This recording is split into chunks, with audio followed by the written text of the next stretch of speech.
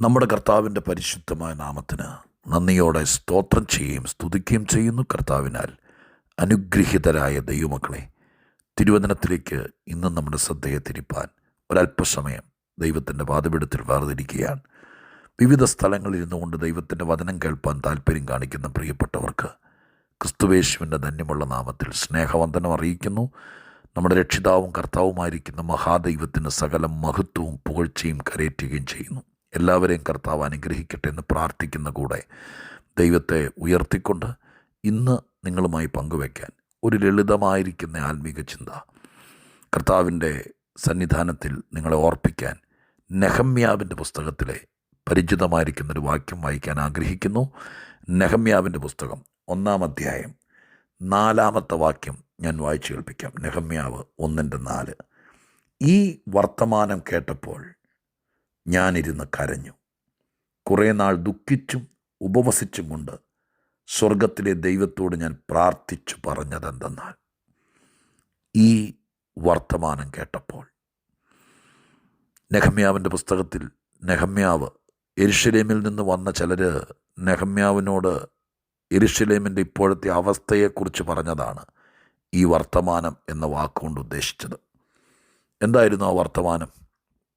യെരുശലേം മുഴുവൻ തകർന്നു കിടക്കുകയാണ്. യെരുശലേമിൻ്റെ വാതിലുകൾ തീ കൊണ്ട് വെന്ത് കിടക്കുകയാണ്. പ്രവാസത്തിൽ നിന്ന് തെറ്റി ഒഴിഞ്ഞ ജനങ്ങൾ മഹാകഷ്ടത്തിലും ദാരിദ്ര്യത്തിലും പട്ടിണിയിലുമാണ്.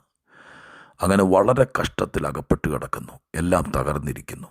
പ്രതീക്ഷയ്ക്ക് വകയില്ലാതെ വണ്ണം കുപ്പക്കുന്നായി യെരുശലേം തകർന്നു കിടക്കുന്നു. ഈ വർത്തമാനം പേർഷ്യൻ സാമ്രാജ്യത്തിൽ രാജാവിൻ്റെ കൊട്ടാരത്തിൽ പാനപാത്രവാഹനായി നിൽക്കുന്ന നെഹമ്യാവ് തൻ്റെ സഹോദരങ്ങളിൽ നിന്ന് ഈ വർത്തമാനം കേട്ടു. അങ്ങനെയാണല്ലോ എഴുതിയിരിക്കുന്നത്. ഈ വർത്തമാനം കേട്ടു. ഈ വർത്തമാനം കേട്ടപ്പോൾ അതിനോട് പ്രതികരിച്ച രീതിയിൽ നിന്നാണ് ഇന്ന് ദൈവാത്മാവ് ചില കാര്യങ്ങൾ ഓർപ്പിക്കുന്നത്. 4 കാര്യങ്ങൾ ഈ വർത്തമാനം കേട്ടപ്പോൾ അദ്ദേഹത്തിൽ ഉരുത്തിരിഞ്ഞു എന്ന് കാണാൻ കഴിയുന്നു. അതാണല്ലോ പ്രതികരണം എന്ന് പറയുന്നത്. ചിലർക്ക് എന്ത് കേട്ടാലും പ്രതികരണമില്ല. ചില വീട്ടിലൊക്കെ കൂടെ അമ്മമാർ ചോദിക്കുന്നതാണ്, നിങ്ങൾക്കൊന്നും പറയാനില്ലേ? നിങ്ങളിങ്ങനെ സർവേക്കല്ല് പോലെ ഇന്ന കാര്യം നടക്കൂ. എന്തൊക്കെ നടന്നാലും, ആകാശം ഇടിഞ്ഞ് വീണാലും, ഭൂമി കുഴിഞ്ഞ് പടർന്ന് താഴേക്ക് വീഴുവാന്ന് പറഞ്ഞാലും ചിലർക്ക് ഒരു പ്രതികരണവും ഇല്ലാത്തവരുണ്ട്. എനിക്ക് തോന്നിയിട്ടുണ്ട് കൂടുതലും പുരുഷന്മാരുടെ ഭാഗത്ത് നിന്ന്, അപ്പന്മാരുടെ ഭാഗത്ത് നിന്നൊക്കെ. എന്നാൽ കണ്ണീരും കരച്ചിലൊക്കെയുള്ള ഒത്തിരി പേരുണ്ട് കേട്ടോ. എന്തൊക്കെയോ എവിടെയൊക്കെയോ എല്ലാ വീട്ടിലും കാണും. എന്തൊക്കെ നടന്നാലും ഒരു പ്രതികരണമില്ലാത്തവർ. തിരുവെഴുത്ത് പഠിച്ചപ്പോൾ എനിക്ക് മനസ്സിലാക്കാൻ പറ്റിയത് പ്രതികരണമുള്ളതാണ് നല്ലത്. എൻ്റെ പ്രസംഗത്തിൻ്റെ ആമുഖത്തിലൊക്കെ ഞാൻ പറയാറുണ്ട്, ദൈവവചനം കേൾക്കുമ്പോൾ, ഒരു പ്രയാസം നേരിടുമ്പോൾ, ഒരു ദൂത് കേൾക്കുമ്പോൾ ഒരു പ്രതികരണം നമ്മുടെ ഭാഗത്തുനിന്ന് ഉണ്ടാകണം. വേദപുസ്തകത്തിൽ രക്ഷപ്പെട്ടവർക്കൊക്കെ ഏതെങ്കിലും വിധത്തിൽ അവരോട് ദൈവം ഇടപെടുമ്പോൾ, ചില ഇൻസിഡൻറ്റുകളിലൂടെ ദൈവം ഇടപെടുമ്പോഴൊക്കെ അവരിങ്ങനെ മരവിച്ച് ഒരു വഹ തളർന്ന രീതിയിൽ പോയവരൊക്കെ ആ വഴിക്കങ്ങ് തീർന്നിട്ടേ ഉള്ളൂ.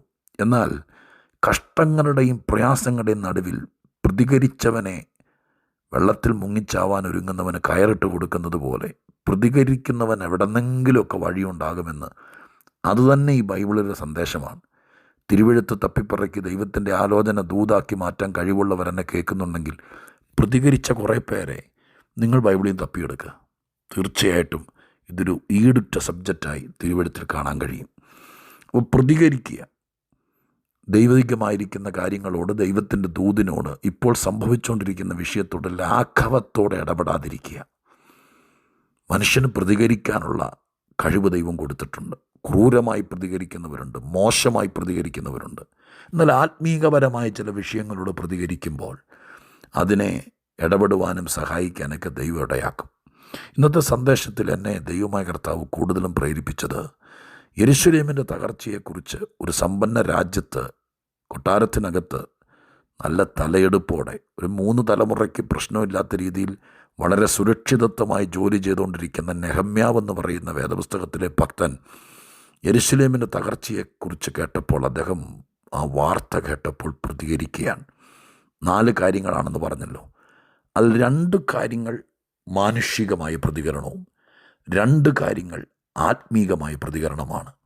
അതൊന്ന് സൂചനയിലേക്ക് കൊണ്ടുവരാം. എന്താണ് മാനുഷികമായ പ്രതികരണം? അവിടെ എഴുതിയിരിക്കുന്നത്, ഈ വർത്തമാനം കേട്ടപ്പോൾ ഞാൻ ഇരുന്നു കരഞ്ഞു, കുറേ നാൾ ദുഃഖിച്ചു. കരയുക, ദുഃഖിക്കുക, ഇത് മാനുഷികമായിരിക്കുന്ന പ്രതികരണമാണ്. ഈശ്വരവിശ്വാസിയായ മനുഷ്യനും ബഹുദൈവ വിശ്വാസിയും ഏകദൈവ വിശ്വാസിയും വിശുദ്ധനും അശുദ്ധനും എല്ലാവർക്കുമുള്ളൊരു പ്രതികരണമാണ് കരച്ചിൽ. ദുഃഖം പ്രതികരണമാണ് അല്ലേ? കുഞ്ഞുങ്ങളൊക്കെ വളർത്തിയവരല്ലേ നമ്മളിൽ പലരും. അവരെങ്ങനെ വർത്തമാനം പറയാൻ പഠിക്കുന്നതിനൊക്കെ പ്രതികരിച്ചുകൊണ്ടിരുന്നേ? കരയുകയായിരുന്നു. അതിന് വിശക്കുമ്പോൾ പാല് കുടിക്കാറാകുമ്പോൾ കരയും, അസ്വസ്ഥത ഉളവാക്കുമ്പോൾ കരയും. വയറിനകത്തൊക്കെ കുഞ്ഞുനാളിലൊക്കെ ഈ പണ്ട് കാലത്തെല്ലാം, ഇപ്പോഴും ഉണ്ടായേക്കാം, കുഞ്ഞുങ്ങൾക്കെല്ലാം വയറ് കമ്പിക്കുക, ഗ്യാസ്, അങ്ങനെ ഒത്തിരി പ്രശ്നങ്ങൾ കാണും. നിങ്ങൾക്ക് പറയാനറിയില്ലല്ലോ എവിടാ മോനെ വേദന, എന്തിനാ മോനെ അറിയില്ലോ. ചെവി വേദന ഉണ്ടാവുമെന്ന് കേട്ടിട്ടുണ്ട് ഈ കൊച്ചു കുഞ്ഞുങ്ങൾക്കെല്ലാം. അത് നിങ്ങൾക്ക് പറയാനറിയില്ല. അപ്പോൾ കരച്ചിലാണ്, കരച്ചിൽ. ഞാൻ വൈദ്യശാസ്ത്രത്തിൽ കേട്ടിട്ടുണ്ട്, എല്ലാ മെഡിക്കൽ സൈഡിൽ എല്ലാവിധ കാര്യങ്ങളും ഉത്തരവാദിത്തപ്പെട്ടതാണ്. എന്നാൽ പീഡിയാട്രിക് കുഞ്ഞുങ്ങളെ നോക്കുന്ന ഡോക്ടർമാർ, അവർക്ക് ഇപ്പം ഞാൻ ചെന്ന് ഡോക്ടറെ കാണുമ്പോൾ വിവരങ്ങൾ എന്നോട് ചോദിക്കാം, എനിക്ക് പ്രതികരിച്ച് പറയാം. ഡോക്ടർ ചോദിക്കും, രാവിലെ എഴുന്നേൽക്കുന്നുണ്ടോ, അല്ലെങ്കിൽ ഉറക്കമുണ്ടോ, ദഹനമുണ്ടോ എന്നൊക്കെ ചോദിക്കുമ്പോൾ എനിക്ക് ഉണ്ടെന്നോ ഇല്ലെന്നോ പറയാം. പക്ഷേ 3 മാസം പ്രായമുള്ള 6 മാസം പ്രായമുള്ള കുഞ്ഞിന് പ്രതികരിക്കാൻ അറിയില്ലല്ലോ. ഇപ്പം അവരുടെ കാര്യങ്ങൾ മനസ്സിലാക്കുന്നതാണ് വൈദ്യശാസ്ത്രത്തിലെ ഏറ്റവും പ്രധാനപ്പെട്ട മേഖല എന്ന് ആരോ പറഞ്ഞ് ഞാൻ കേട്ടിട്ടുണ്ട്. ശരിയായിരിക്കാം. അപ്പോൾ കുഞ്ഞുങ്ങൾ പോലും പ്രതികരിച്ചുകൊണ്ടിരുന്നത് കണ്ണുനീരില്ല, കരച്ചിലില്ല. നമ്മുടെ വീട്ടിലൊക്കെ കുഞ്ഞുങ്ങളല്ല, പെൺകുഞ്ഞുങ്ങൾ, അമ്മമാരും ഭാര്യമാരുമൊക്കെ പ്രതികരിക്കുന്നത് ആ മുഖത്ത് കണ്ണുനീർത്തുള്ളികൾ ഉരുണ്ടുകൂടുമ്പോൾ നമുക്കറിയാം എന്തോ ഒരു പ്രതികരണമാണ്. കരച്ചിലൊരു വലിയ പ്രതികരണമാണ്. ദുഃഖം പ്രതികരണത്തിൻ്റെ ഒരു മൂർത്തിഭാവമാണ്. എന്തൊക്കെയോ പ്രയാസങ്ങളോടുള്ള പ്രതികരണമാണ് ദുഃഖം. അപ്പോൾ ഈ ദുഃഖം ഒക്കെ, കണ്ണുനീരൊക്കെ പ്രതികരണം. പൗലോസരിക്ക് പറഞ്ഞില്ലേ, നിങ്ങൾ ദുഃഖിക്കാത്തതിൽ ഞാൻ വിഷമിക്കുന്നു പറഞ്ഞാൽ ഒരു പ്രതികരണം നിങ്ങൾക്കില്ലല്ലോ. അല്ല, നീ എല്ലാ ദിവസവും മുഖം ചുമന്നിരിക്കണം, കണ്ണ് നിറഞ്ഞിരിക്കണം എന്നുള്ളതല്ല പൗലോസ് ഉദ്ദേശിച്ചത്. ഇത്രയും വലിയ സംഭവം നടന്നിട്ടും നിനക്ക് ദുഃഖമില്ലെന്ന് പറയുന്നതിൻ്റെ അർത്ഥം നിനക്കൊരു പ്രതികരണമില്ലല്ലോ. പരിശുദ്ധാത്മാവ് ഇന്ന് പകൽക്കാലം ചിലരെ ഓർപ്പിക്കുന്നു. മാനുഷികമായ പ്രതികരണം, ദുഃഖം, കരച്ചിൽ, കണ്ണുനീര്, ഇതെല്ലാം മാനുഷിക പ്രതികരണമാണ്. ഇത് മനുഷ്യർക്കുള്ളതാണ്, കുഞ്ഞുനാൾ മുതലുള്ളതാണ്. നല്ലതാ അത്. പൗലോസ് അതെഴുതി. കണ്ണീരും ദുഃഖമൊക്കെ പ്രതികരണത്തിൻ്റെ ഭാഗമാണ്. ഇതൊന്നും ഇല്ലാത്ത കല്ലുകൊണ്ട് ചങ്കുള്ളവർ കണ്ടേക്കാം, രക്ഷപ്പെടാൻ പാടാണ്.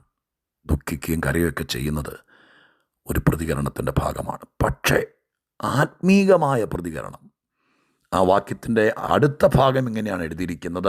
കുറച്ച് നാൾ ദുഃഖിച്ചു കരഞ്ഞു എന്ന് മാത്രമല്ല, അടുത്ത ഭാഗത്ത് എഴുതിയിരിക്കുന്നത്, അഥവാ ആ വാക്യത്തിൽ തന്നെ അന്തർലീനമായിരിക്കുന്ന അടുത്ത കാര്യം ഇതാണ്: ദുഃഖിച്ചും കരഞ്ഞും പ്രതികരിച്ചങ്ങ് തീർത്തുന്നല്ല. കുറേ ആൾക്കാർ അങ്ങനെയാണ്. ദുഃഖവും കരച്ചിലും ഒരു മാനുഷിക, ഒരു പ്രഥമദൃഷ്ടിയ ആദ്യത്തെ തുടക്കം അതായിരിക്കാം.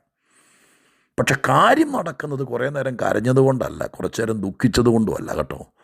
അടുത്ത ഭാഗം എഴുതിയിരിക്കുന്നത് എങ്ങനെയാണ്: ദുഃഖിച്ചും കരഞ്ഞും ഇരുന്ന മനുഷ്യൻ ദൈവത്തോട് പ്രാർത്ഥിക്കുകയും ഉപവസിക്കുകയും ചെയ്തു. ഇത് ആത്മീക പ്രതികരണമാണ്. ഒരു വിഷയം തകർന്നു കിടക്കുകയാണ്, ഒരു കാര്യം കഷ്ടത്തിലാണ്, ഒരു സംഭവം മഹാപ്രതിസന്ധിയിലാണ് എന്ന വിഷയം വാർത്തയായി കാതിലെത്തിയപ്പോൾ കരഞ്ഞ് ദുഃഖിച്ച ആയിരക്കണക്കിന് ആളുകൾ കണ്ടേക്കാം. ഒരഭിപ്രായം പറഞ്ഞു, പ്രതികരിച്ചു. കഷ്ടമായിപ്പോയി, എന്തോ ചെയ്യാനാന്ന് പറ, ഒരു പ്രതികരണമാണത്. അയ്യോ, ഒരിക്കലും വിചാരിച്ചില്ല കേട്ടോ, പാപം, ഒരു പ്രതികരണമാണത്. അങ്ങനെയൊക്കെ പറഞ്ഞ് പ്രതികരണം തീർത്ത ആയിരക്കണക്കിന് ആളുകൾ കണ്ടേക്കാം.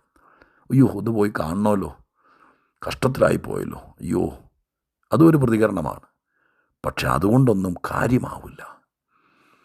മാനുഷിക പ്രതികരണത്തിനപ്പുറം ഒരാത്മീക പ്രതികരണത്തിലേക്ക് കിടക്കണം.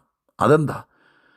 ഈ ദുഃഖവും കണ്ണീരിനുമപ്പുറം നെഹമ്യാവ് ഒരാത്മതലം അത് മുറുകെ പിടിച്ചു. ആത്മതലത്തിൽ പ്രതികരിക്കാൻ ആരംഭിച്ചു. അതെന്താ?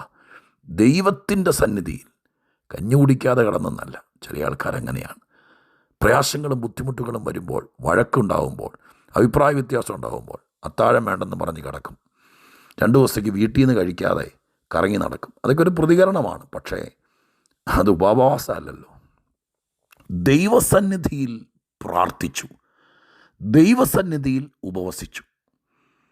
ഞാനിന്ന് നിങ്ങളോട് പറയാം, കുറേ ജീവിതം കരഞ്ഞു തീർത്തിട്ട്, ദുഃഖിച്ച് തീർത്തിട്ട് അതൊരു പ്രതികരണമാണ് സഹോദരങ്ങളെ. അതുകൊണ്ട് കഥയില്ല. അത് മാനുഷിക പ്രതികരണം. ലോകത്തിൽ 850 കോടി ആളുകൾക്കും അങ്ങനെ പ്രതികരിക്കാൻ, 850 കോടി ആളുകൾ ജീവിച്ചിരിക്കുന്ന ഒരു കണക്കെന്നാണ് എൻ്റെ അറിവ്. അത്ര ആളുകൾക്കും കരഞ്ഞും ദുഃഖിച്ചും പ്രതികരിക്കാം.